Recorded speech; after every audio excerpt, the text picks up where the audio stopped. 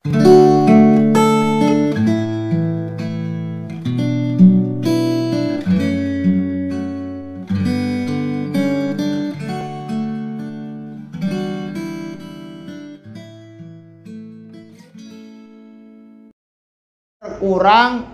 bil ma'asi, sebab bermaksiat kepada Allah.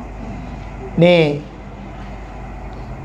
para salafus soleh telah bersepakat bahwa iman itu bisa naik, bisa juga berkurang. Bagaimana cara meningkatkan keimanan seseorang? Dengan memperbanyak berbuat taat kepada Allah. Bagaimana cara orang berkurang keimanannya? Dengan cara banyak maksiat kepada Allah. Makin sering dia taat, makin kuat keimanannya. Makin sering dia maksiat, makin lemah imannya. Lagi-lagi ini telah dijelaskan oleh para salafus saleh. Wa su'abul imani, dan cabang-cabang iman, bid'un wa sittuna au bid'u wa sab'una. Ada yang mengatakan 67 cabang, ada yang mengatakan 77 cabang. Kama rawahu Syaikkhani, sebagaimana hadis yang terdapat dalam Sahih Bukhari dan Sahih Muslim. Iman itu cabangnya, ada yang mengatakan 67, ada juga yang mengatakan 77. Au sittun wa sab'una, atau 67, au sab'un wa sab'una, atau 77. Kama fil hadis, sebagaimana diterangkan di dalam hadis. Alladzi rawahu, yang diriwayatkan Abu Awana, oleh Abu Awana. Au arba'u wa sittuna, ada yang mengatakan 64. Kama rawahu Tirmizi, sebagaimana hadis yang diriwayatkan oleh Imam Tirmizi. Waqala, dan telah berkata Sayyidi Syekh Abdul Qadir Al-Jilani telah berkata, Tuan Syekh Abdul Qadir Al-Jailani, wa na'taqidu, dan kami meyakini, annal imana, bahwasanya iman, qaulun bil lisani, adalah dengan ucapan. Jadi ucapan melalui lisan. Wa ma'rifatun bil jinani, dan makrifah dengan hati, atau meyakini, mengetahui dengan hati. Wa amalun bil arkani, dan beramal dengan seluruh anggota tubuh. Syekh Abdul Qadir Al-Jailani mengatakan bahwa yang namanya iman itu qaulun bil lisani, diucapkan dengan lisan. Wa ma'rifatun bil jinani, dan mengetahui dengan hati. Wa amalun bil arkani, dan beramal dengan anggota badan. Satu paket tuh. Dia ngucap yakin kepada Allah, hatinya juga ngomong iya, terus dilakukan dengan perbuatan. Contoh Hafiz percaya bahwa Allah itu wujud. Di mana percayanya? Dengan hati. Qaulun bil lisani, dengan apa? Mengucap la ilaha illallah. Terus apa lagi? Wa amalun bil arkani, si Hafiz senantiasa hanya meminta dan beribadah kepada Allah. Itu iman namanya. Jadi nggak cukup dia syahadat doang, tapi amal perbuatannya tidak melakukan atau mengarah kepada ucapan itu. Nah, inilah satu sisi yang tidak bisa dipisahkan, yaitu qaulun bil lisani, ma'rifatun bil jinani, wa amalun bil arkani. Satu paket tuh. uang 10 ribuan, baik yang koin maupun yang kertas. Kalau yang satunya kecetak, yang satunya kosong, kira-kira laku nggak? Hah? Biar uangnya 100 ribu, tapi kalau yang kecetak belah atas doang, belah bawah kosong, laku nggak kira-kira? Artinya apa? Yang namanya uang itu yang atas kecetak, yang bawah kagak ada tulisan di tengah-tengahnya uang palsu atau uang mainan. Begitu. Ya, iman juga begitu, satu paket, qaulun bil lisani wa ma'rifatun bil jinani wal amalun bil arkani. Itu satu paket. Yazidu bit taati, iman itu bisa bertambah karena ketaatan, wa yanqusu bil isyani, dan bisa berkurang karena kemaksiatan. Wa yaqwa bil ilmi, dan iman itu bisa kuat bil ilmi karena sebab ilmu. Makanya orang berilmu lebih cenderung kuat terhadap keimanan ketimbang orang-orang yang tidak berilmu. Apa sebabnya?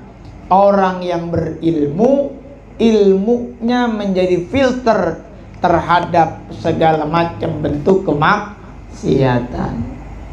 Dari samping itu, ibadah yang dilakukan orang berilmu bernilai berbeda dibanding orang beribadah yang tidak punya dasar ilmu. Contoh gini, ini orang guru melihat nih, ada dua murid, yang satu jawabannya benar, yang satu jawabannya benar, tapi yang satu lagi nilainya 10, yang satu lagi nilainya 9. Yang satu yang nilainya 10, dari awal sampai akhir belajarnya tidak menunjukkan kecerdasannya. Yang nilai 9 memang ketahuan biasa nilainya 9. Kira-kira guru yakin apa enggak nih nilai 10 nih? Ujuk-ujuk dari sekian kali ujian, biasanya nilai di bawah 5, tiba-tiba nih nilainya 10. Patut nggak dicurigai? Apalagi sekarang ujiannya online di rumah. Kira-kira nyontek apa kagak?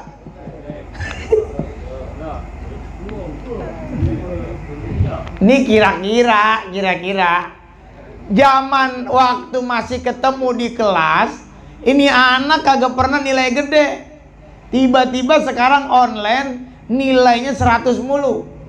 Guru kira-kira percaya apa enggak nih? Guru curiga kira-kira apa enggak? Hah? Curiga enggak? Tapi karena gurunya baik, biarin dah gua kasih 100. Ini mau usahanya. Padahal mau gua tahu nih anak nyontek. Apakah kemudian Allah juga nggak tahu? Allah tahu. Mana orang yang ibadah cuma lebah ngikut-ngikut doang, mana orang yang ibadahnya memang punya keyakinan. Ada orang sodakonya yakin bakal digantiin sama Allah. Ada orang sodako, lebih dari gue sodako lah. Begitu. Nilainya akan berbeda di hadapan Allah. Apa sebab?